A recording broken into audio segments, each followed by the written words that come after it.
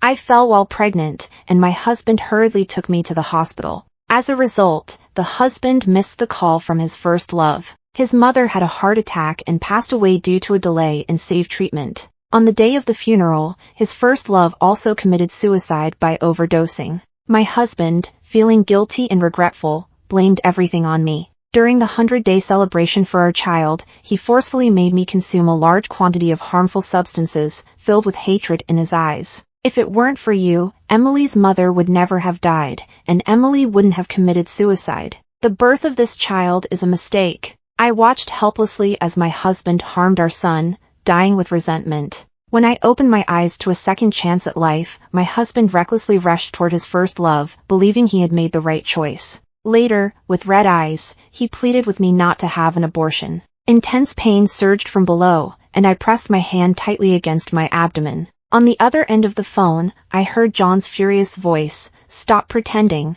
The doctor said this pregnancy is stable. There's no way you could suddenly be bleeding heavily." I slumped to the ground, watching the bright red blood seep through my white dress. Outside the window, a thunderclap echoed. I suddenly woke up.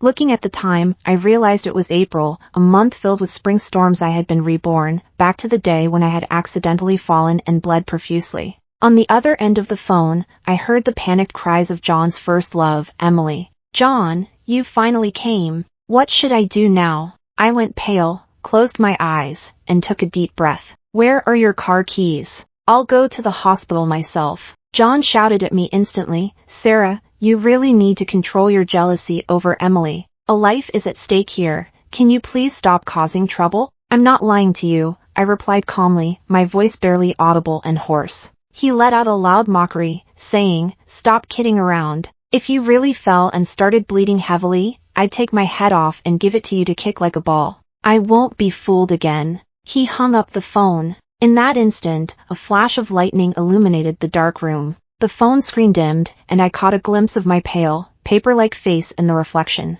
It turned out that it wasn't just me who was reborn, John was as well. He believed that this time, he had made the right choice. In my previous life, I found myself in the same situation. After I fell, I noticed that I was bleeding and immediately called John. He rushed over without a second thought, but missed Emily's call. As a result, Emily's biological mother passed away due to the delay in rescue. At her mother's funeral, almost everyone looked at me with disdain. Even my real mother, who had always cherished me after I came home, sighed repeatedly and said, "Sarah, I know you've always resented Emily for taking away more than a decade of happiness that should have belonged to you.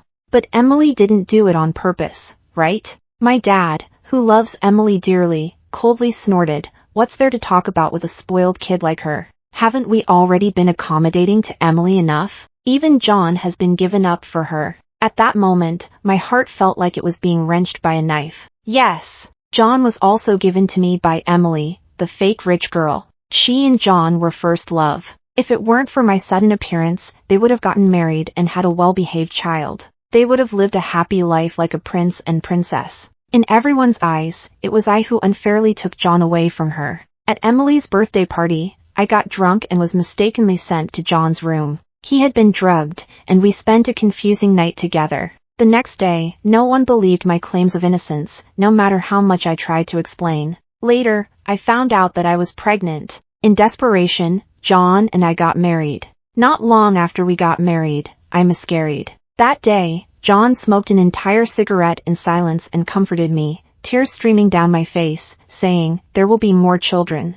It was the first time I felt that perhaps John liked me just a little. We even had a second child. I hoped that we could truly grow old together. The tranquility was shattered only by the death of Emily's biological mother. When John forced me to ingest harmful substances, I still desperately pleaded, "John, the child is innocent, please don't hurt him." But he lost control and picked up our son, slamming him violently onto the ground. He roared, "Sarah, it's all your fault. You shouldn't have come back. I want you to experience the pain of losing a loved one too." At that moment, my heart shattered into a million pieces. I almost screamed, "He is your child too." John merely sneered, "Are you sure this child is mine?" In the suffocating despair, I painfully lunged toward my son, who was bleeding from the corner of his mouth, but I lacked the strength to even reach him. In the end, I could only close my eyes in resentment. I struggled to crawl out of the villa. The aunt at the door saw me and turned pale with fright, yet she managed to say, Madam, the young master instructed that you shouldn't go out.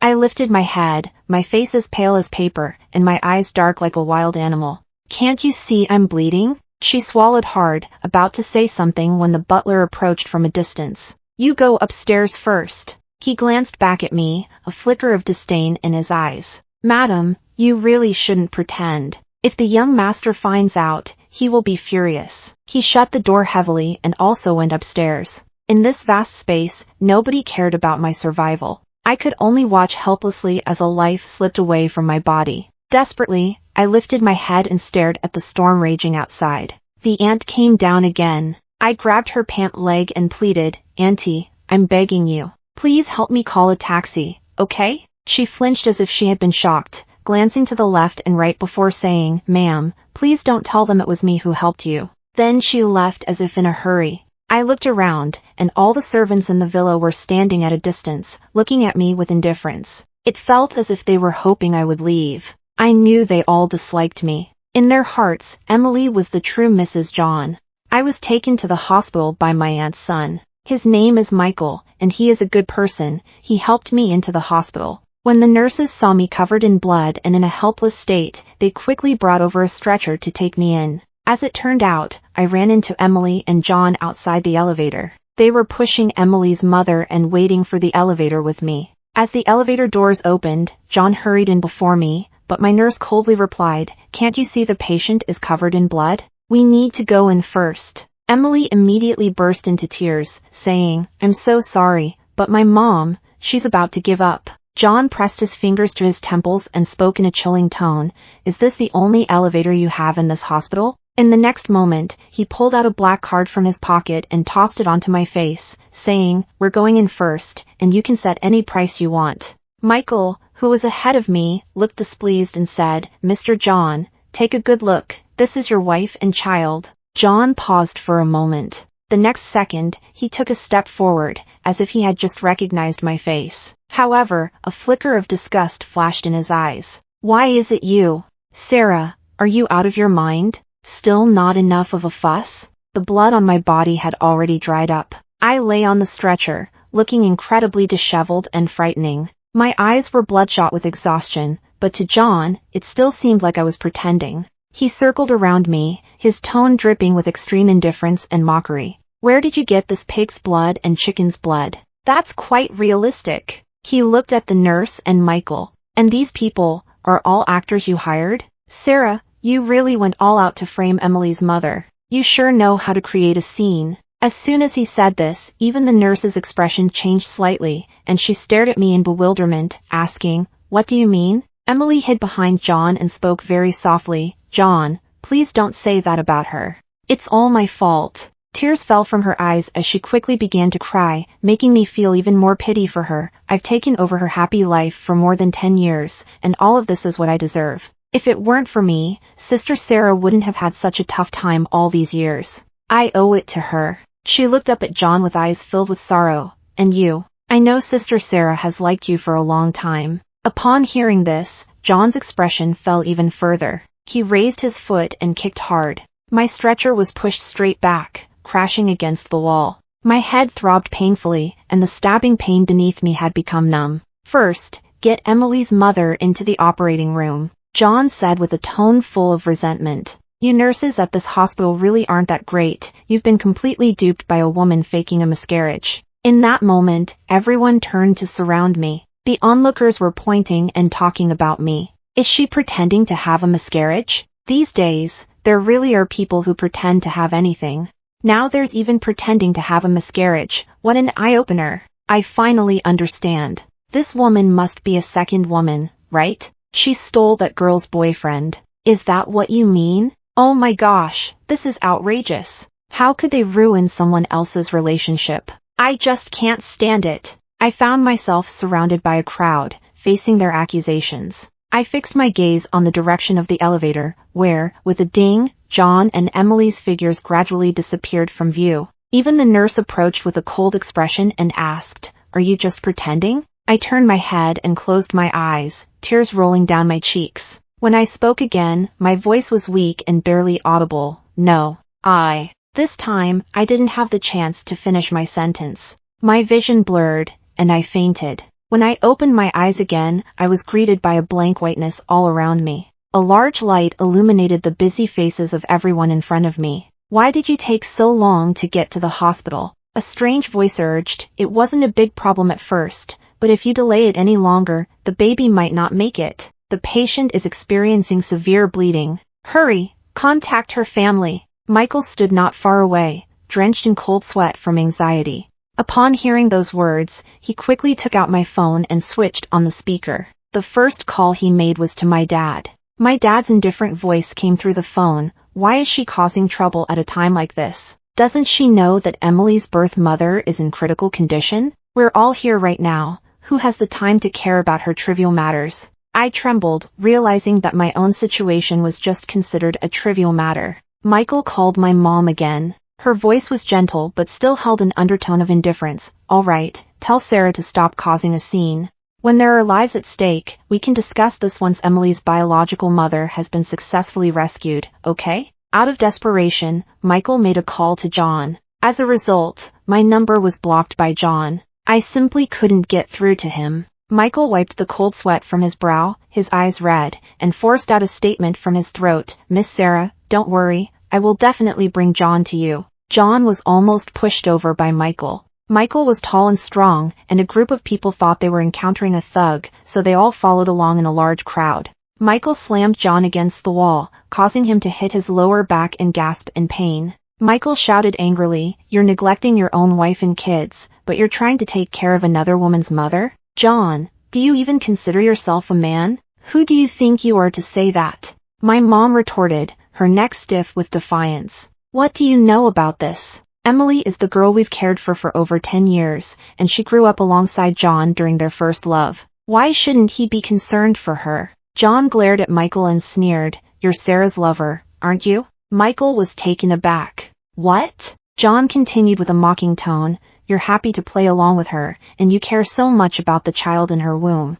Who else could you be if not her lover?" He added with a sarcastic smile, "I'm type A blood, she's type B, yet the child born to us is type AB. What does this mean? It means her lover has blood type AB." After saying this, John punched Michael in the face. "The child in her womb is perfectly fine, and you're the only idiot who believes otherwise." Just as John's words fell, the door to the emergency room was pushed open. The nurse, visibly annoyed, spoke up. "What are you doing? This is a hospital, not a fighting arena. Can't you see we are trying to save a patient here? Who is Sarah's family member?" While John was still in shock, Michael pushed him forward, exclaiming, "He is Sarah's husband." The nurse scanned John from head to toe with a look of disdain and said, "So you are Sarah's husband?" "Yes, it's me." John nodded instinctively. "All right, you choose, save the larger one or the smaller one." After saying that, the nurse couldn't help but complain, "I really don't understand how you can call yourself a husband.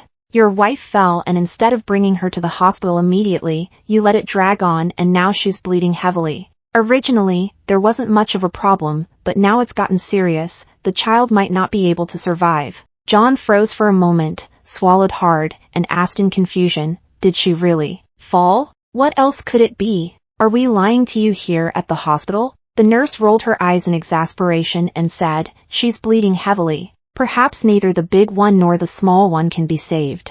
John looked confused and said, "How is that possible? She wouldn't lie to me, would she?" The nurse glanced at him in silence, then quickly pushed him aside and said, "By the way, does anyone here have AB blood type? We might need to prepare for a blood transfusion." "AB blood type?" John's face instantly turned pale as he looked at the nurse in disbelief. "How can it be type AB? Isn't Sarah type B? Are you really her husband? You don't even know her blood type." The nurse pushed him away, looking exasperated, and coldly said, "She is indeed a genuine AB type. The records are stored in the archive, and we can easily retrieve them.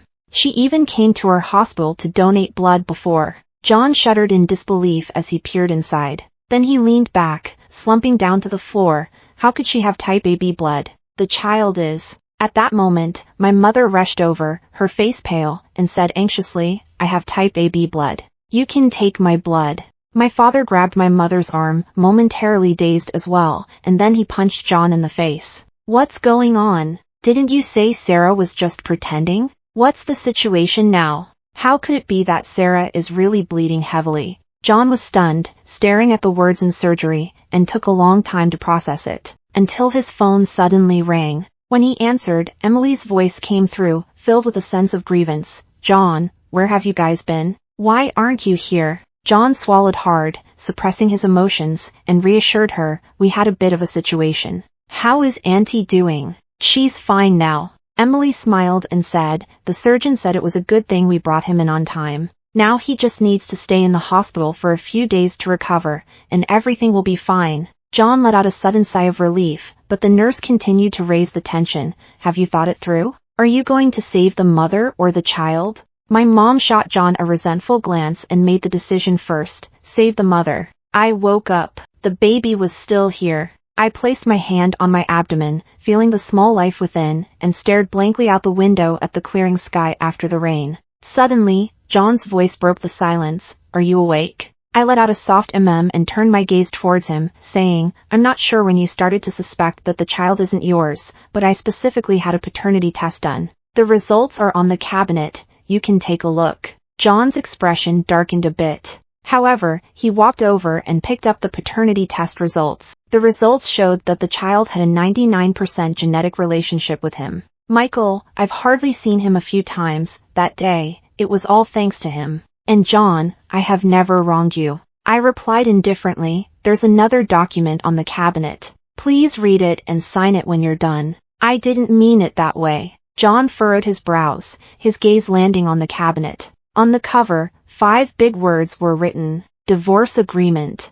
His expression instantly froze. You want to divorce me? Yes. I replied, speak lightly. John, I've thought it through. It's not meant to be mine. I really shouldn't force it. I have decided to support you and Emily, so getting a divorce is our best option. John instinctively said, but what about the child? I've scheduled an abortion for 3 days from now, I replied. You must be crazy, John exclaimed, his eyes widening in disbelief. After all the effort it took to bring you and our son back from the brink, now you're going to let him go? I said softly, I've come to a conclusion. Rather than letting this child come into a world without blessings, it's better to ensure that he never has to suffer. I gently caressed the child in my womb. Making this decision was truly difficult. But for both me and him, it's the best choice. I disagree, John said coldly. I don't agree to either the divorce or the abortion. I couldn't help but let out a sneer. On what basis do you disagree? Anyway, you think this child isn't yours, so just treat it as if it's not yours. You have no right to decide his fate. I replied calmly, but I am his mother, and that is beyond doubt. Also, haven't you always thought that marrying me is a huge mistake? Then let's correct that mistake and get everything back on track. John was momentarily speechless, a look of struggle crossing his face. But he seemed like he wanted to say more. However, a phone call from Emily made him swallow all his words. Emily's voice leaked through the phone, sounding a bit panicked. John, my mom doesn't seem to be feeling well. What should I do? Almost instantly, John dropped everything he was doing and rushed to where Emily was. She was still his top priority. Meanwhile, I remained just a backup option. The night before the miscarriage surgery, John had rarely made me a bowl of chicken soup. I took a sip and felt the greasy texture making me nauseous. As I passed by the bed where Emily's mother was, I noticed a thermos inside and realized that I was merely taking advantage of Emily. This chicken soup clearly wasn't meant for me. John saw me put down the spoon after halfway and frowned tightly, saying, Sarah, you can't terminate the pregnancy without my consent. I'm the father of the child, and I have the right to decide its life or death. I didn't say a word and got up to go to the bathroom. John paced back and forth in the hospital room, taking out his cigarette and putting it back repeatedly, extremely anxious. I didn't know whether he was more upset about the divorce or the loss of the child. But in the previous life, wasn't it he who had hurt his own child? The next day, I lay on the hospital bed for my pre-surgery preparations right on schedule. John rarely shows up. It seems like he's here to make one last effort to persuade me. While I was preparing for the surgery, a nurse came in. She whispered to another, Hey, have you heard? That woman in room 506 doesn't have any major illness, but she refuses to be discharged. It's really something. John paused and furrowed his brows. Didn't they say she has a heart condition? Her daughter is very filial. She called her boyfriend right away to take her to the hospital. What heart condition? The nurse scoffed. It's just a typical case of palpitations, but they made it sound so serious. That day, they didn't even perform surgery. The doctor was taken on a wild goose chase, which left everyone quite annoyed. Now she's milking the hospital stay, not realizing how tight our bed situation is. Is that so? Yeah, and that so-called boyfriend of hers is a married man. I heard that day his wife fell and was bleeding a lot, but he stayed with his mistress's mother the whole time and didn't even check on his own wife. The two turned around and caught John's gaze. They immediately panicked, their expressions changing several times, and hurriedly quickened their steps toward the end of the corridor. Why are you running? That man just now. It's over, I've run into him now. John crushed the cigarette in his hand repeatedly, ashes spilling out. He looked up and met my gaze. When he spoke again, his tone was incredibly strained. Could you not go through with the surgery? It felt as if I were imagining things. His eyes were slightly red. He reached out and took my hand. His cold palm felt so warm that I instinctively withdrew my hand. He stared at my palm in surprise and slowly said, I always thought. He pressed his fingers to his forehead, struggling to find the words that just wouldn't come out. I closed my eyes and said gently, John, I truly didn't drug you back then. I was drunk and forgot why I was there. But since the whole world considers it a mistake, let's correct that mistake now. That child shouldn't exist. The child that exists now is also a mistake and should be corrected. But it's not like that. John's expression changed several times before he finally stood up in agitation. Clearly, this child can be born. Before I looked up at him, seeing his voice suddenly stop and his expression freeze, I couldn't help but laugh softly. Before? John, are you talking about the last life? John's expression changed dramatically. Are you saying that after the child is born, he would be hurt by his father? I still couldn't help but feel my eyes welling up. As I looked at John, there was only coldness and resentment in my expression. John, do you know? I still dream every night about how the child died. In that moment, what kind of despair must have filled his heart? I hate that back then I had no ability to save him. Tears streamed down my face as I said, I didn't even have the strength to protect myself. How could I protect my own child? John trembled all over. How could this happen? Sarah, you're back. Yes. I've come back too, I said with a bitter smile, and softly added, this is the opportunity that fate has given me, a chance to correct my mistakes. You see, you've chosen to correct what you once thought was a mistake.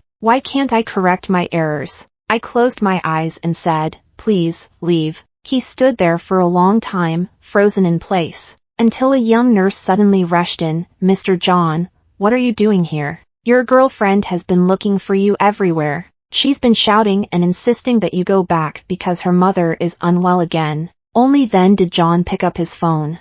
There were dozens of missed calls. As soon as he picked up the phone, Emily burst into tears and cried, John, my mom isn't feeling well again. What should I do? Where are you? I don't know what to do. Can you hurry back? But this time, John frowned. He stared at me, and in a nearly indifferent tone, he said, Emily, the doctor said that your mom doesn't need to be hospitalized at all. On the other end of the line, there was a sudden silence. The child is gone. Touching my empty abdomen, I feel empty inside as well. Yet, a wave of reassurance washes over me. I didn't tell John that during this time. I've been having the same dream over and over again. The child tells me that he doesn't want to be born anymore, nor does he want to stand in the way of me pursuing a brand new life. Even though I felt a great deal of reluctance and sadness in my heart, I still chose to let him go. By leaving me, he might find a better, happier family and lead a more fulfilling life. I didn't tell anyone and transferred to another hospital for treatment. During this time, John called me countless times. Annoyed to the point of frustration, I simply decided to block him. A week later, I was officially discharged from the hospital and planned to go home to get my household registration book and ID card. I called my mom in advance, so she was waiting at the entrance. When she saw me, she stood up excitedly and said, Sarah, you're back. How are you feeling? You silly girl, you haven't answered my calls for a while. Do you know how worried I was? You and John. Seeing my impatient expression, my mom hesitated for a moment, then forced a chuckle and said, forget it, the child is gone, and it's all right. You're still young, you can have another. I've already decided to divorce him, I said flatly. But don't worry, if he wants kids, he can have them with Emily. What nonsense are you talking about? My dad suddenly stood up, his face turning extremely pale. 2 sisters marrying the same man? What kind of situation is that? My mom hurried to stop my dad, but he pushed her aside.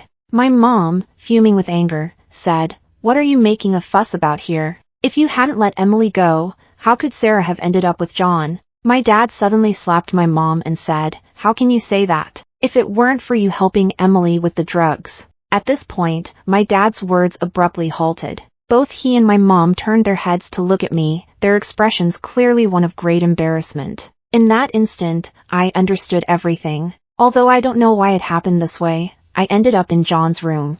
But at least at this moment, I understood that from beginning to end, my parents were trying to bring together Emily and John. I was the one who was out of place. I said lightly, "I'm here to collect my things. Dad, Mom, you have money and don't have to worry about retirement. Whether I, your daughter, am around or not, doesn't really affect you." I looked at them coldly, not even bothering to regard my own biological parents. However, they had never treated me as their real daughter. In their eyes, Emily was their only child, just treated as if I never came back. I said. I rummaged through my things and found the household registration book. I will find a time to transfer my household registration out. After I finished speaking, I got up and walked outside. My mom yelled my name from behind, "Sarah, let me explain." But she didn't come after me. She just stood there, looking at me from a distance, throwing a few words my way. I rented a place and picked up my old trade of crafting, the one I had before the Wilsons found me. Although I had disappeared from social media for several years, there were still quite a few old fans on my accounts leaving comments, asking for my return. So when I sent out my first handmade work, I immediately received excited replies from fans below. "The master is finally back. When will you start a group? After all these years, I still love the handmade items you create. I can't believe it. My grandmother, who has been following this master, is back to making handmade crafts." As I was busy liking these comments, someone suddenly knocked on the door. The person who came was surprisingly Emily. She raised her hand as if to slap me. I immediately grabbed her arm and stopped her. She pushed down with all her might, but it was futile, and she could only angrily say, "Sarah, when are you going to divorce John?" I was a bit taken aback and raised my eyebrows, asking, "What do you mean?" "John is mine," she said through gritted teeth. "If it weren't for you meddling, I would have married him a long time ago. How can we hold a wedding if you won't divorce him?" After saying this, she flung a bright red invitation at me. I looked down to pick it up, and there, in bold letters, were Emily and John's names. She said, a bit smug, "Next month, John and I are getting married. Sarah, I give you until the end of this month to finalize your divorce with John." I calmly picked up the invitation and raised an eyebrow, saying, "Emily, didn't John tell you? It's him who has been reluctant to go to the Civil Affairs Bureau, not me." "You," Emily seemed to be hit where it hurts, raising her hand as if to slap me. The moment I intercepted her, she suddenly fell backwards and started crying inconsolably. I was still in shock when John rushed over from the end of the corridor. Emily cried out, "John, she hit me." I couldn't help but scoff. It seemed she was putting on a show for me. Without hesitation, I crouched down, stepped on the back of Emily's hand with one foot, and slapped her 3 or 4 times left and right. Emily was completely stunned by me, seemingly not expecting that I would actually take action. She stared at me blankly, forgetting to cry. It wasn't until John approached that she murmured, "John, you saw it too, right?" In that moment, I thought John would stand by Emily's side. But to my surprise, he coldly replied, "Who told you to come looking for Sarah?" Upon seeing the invitation in my hand, his expression changed instantly. "Sarah, this invitation is for the wedding that the Wilson family is organizing. I never agreed to the marriage." He grabbed Emily forcefully, and the tenderness and affection he once had were replaced by disdain. "Just like how he used to treat me. Emily, if you hadn't drugged me, how could Sarah and I have ended up in this situation? If you hadn't lied to me that Sarah had type B blood, how could I have thought that the child wasn't mine? If it weren't for that, I wouldn't have ended up hurting my own." At this point, his eyes were filled with hatred, and he slapped Emily hard across the face. Emily trembled with fear but still shouted passionately, I'm not wrong. Where did I go wrong? I just like you. What's wrong with that? It was supposed to be us getting married. What right does she, Sarah, have to intervene? Everything in the Wilson family was supposed to be mine. She suddenly appeared, taking my parents and everything that belongs to the Wilson family. The one who is obviously wrong is her. Her eyes were bloodshot, almost mad. I'm not wrong at all. The one who's wrong is her, Sarah. She deserves to die. She broke free from John and charged forward. Before my eyes, a flash of silver appeared. The fruit knife that Emily held was poised to stab into my body. I didn't feel any pain. John knocked me to the ground, and warm blood splattered on my face. The fruit knife was plunged into John's chest. Emily was still screaming frantically. What did I do wrong? I just wanted us to go back to the way things were, before Sarah showed up. What did I do wrong? She cried and shouted loudly, tears streaming down her face, until she was directly subdued by the onlookers nearby. Some were calling for an ambulance, while others were dialing the police. The noise around me was overwhelming. John's heavy body was pressing down on me, and I couldn't break free, nearly suffocating. His head rested on my shoulder, and he spoke slowly. I'm sorry, Sarah. This long-awaited apology finally reached my ears. In that moment, all I felt was a sense of relief. I am not the least bit sad. Even if he is about to die, I remain silent. But John's eyes are red with tears. I never intended to hurt our child. It's just that I truly believed he wasn't my child. The one who truly feels jealousy is me. The moment I think about you not loving me anymore, I can't help but go mad. I can't accept you being with anyone else, Sarah. I'm sorry. His voice grew ever weaker and more heartfelt. In the end, he gently whispered in my ear, Sarah, if I had the chance to start over, would you be willing to accompany me once again? I laughed softly, watching the light in his eyes gradually focus, but I delivered a heartless reply. No, I wouldn't. John, in this world, no one wants to accompany you for another round, again and again. You've made your choice, so don't regret it anymore. I watched as the light in his eyes extinguished in an instant. He looked at me with such despair, pressing his hand to his chest as blood gushed out. Ultimately, his face became pale and he fell completely silent. In the last second before he closed his eyes, all I saw was the desperation and regret in his gaze. Emily was sentenced to prison for intentional injury. I heard that not long after she was incarcerated, her biological mother passed away alone in her room due to a genuine heart condition, unable to receive timely medical attention. After death, the body had been decomposing for half a month before it was discovered. At that time, my first batch of handmade products was wildly popular across the country, and I had received countless orders. My mom called me, saying, Sarah, please come back. Your dad and I only have you left. Her voice was hoarse from crying. Emily, she was so confused. I simply replied, Auntie, please accept my condolences. My mom suddenly broke down in tears, saying, How could you speak to me like that? We have a blood relation. Aunt, you've already made your choice. Why put on a show of a deep mother-daughter bond in front of me now? She was instantly speechless. Sarah. I heard my dad shouting from the other end, what's the point of taking such an ungrateful daughter back? One day when she can't survive on her own out there, she'll come back begging us. After that, they both hung up the phone. Later, when I heard from my parents again, I had already opened a nationwide chain of handmade stores. We provided customers with the opportunity to create their own handmade crafts. I made a fortune and became known to many as Taylor. Before being found by the Wilson family, my name was Sarah Taylor. After leaving the Wilson family, I changed back to my original name. That day, during a break in the meeting, my assistant knocked on the door and entered, looking quite hesitant. Mr. Taylor, there's a couple downstairs claiming to be your parents. I paused for a moment, then got up and looked down from the window. Sure enough, it was them. However, compared to before, they had both become quite frail. They bore no resemblance to the once glorious Wilson family. The assistant continued, after John's passing, his family fell into decline. The Wilson family relied heavily on his family, and since then, they've gradually deteriorated. 2 months ago, the Wilson family officially declared bankruptcy, and all their properties were seized. Now, the elderly couple doesn't even have a place to live. Do you think we should call them up here? No need, I replied lightly. I don't know them. An hour later, I went downstairs for a meeting.